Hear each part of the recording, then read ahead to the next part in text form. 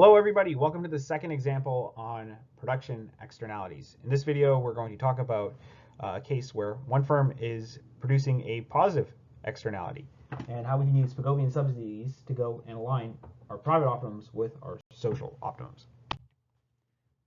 So in this case we're going to have two firms. Firm A is going to be an apiary where the bees are going to pollinate the flowers in the surrounding area, and firm B is going to be an orchard which goes and grows fruit.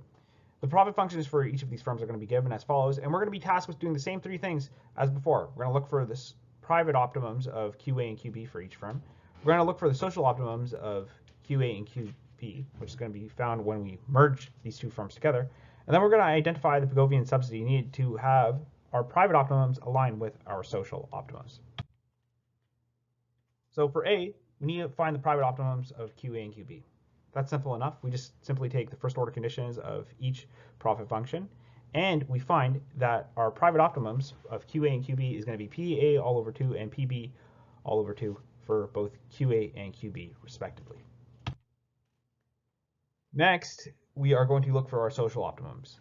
We're going to go and add both these profit functions together, and we are going to be taking our first order condition with respect to QA and QB respectively, rearranging. We are going to find that our social optimums are going to be PA and PB all over 2 for QA and QB respectively. QB is not going to change at all because there is no externality that firm B is going and producing on firm A. Next, we're going to go and identify the Pigovian subsidy needed to have our private optimums align with our social optimums. So this is going to be the same thing as looking for a Pigovian tax. However, since this is going to be a positive externality, our Pigovian tax is going to be negative. So we're going to be having a subsidy. So we just simply slap a negative sign in front of our condition.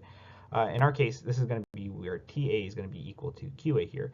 Evaluating this at our social optimums, though, we're going to find that TA is going to be equal to negative PA. Now, to verify that this tax will produce our social optimum, right, we just go and check this problem being solved when our profit function is modified.